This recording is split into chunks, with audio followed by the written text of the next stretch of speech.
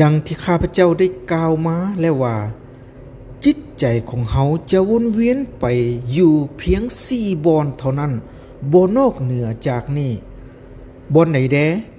บอนที่1ก็คืออยู่กับตัวของเฮาบอนที่2ก็คือจะไปอยู่กับความรู้สึกของเฮาเช่นความรู้สึกสุขทุกข์เฉยๆบอนที่3คือจะไปอยู่กับความจำได้หมายรู้ก็คือไปอยู่กับอดีตสิ่งที่ผ่านมาไปคิดอยู่กับอดีตบอนที่4ก็คือ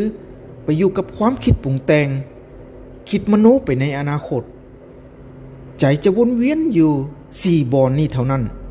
ฉะนั้นวิธีรักษาจิตใจของเราให้ดีที่สุดก็คือ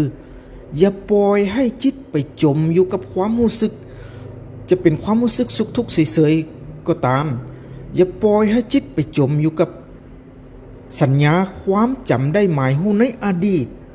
คือไปจมอยู่กับอดีตอย่าปล่อยให้จิตไปคิดฟุ้งซ่านไปในอนาคตเวลาใดก็ตามที่จิตไปอยู่กับความรู้สึกไปอยู่กับอดีตไปอยู่กับอนาคตก็ให้ดึงจิตกลับมาสู่ร่างกายเฮาให้ได้ยิ่งดึงจิตกลับมาอยู่กับร่างกายรู้ตัวอยู่ณปัจจุบันขณะที่เว้าขณะที่คิดขณะที่เฮ็ดได้หลายเท่าใดนั่นคือรักษาจิตได้ดีเท่านั้น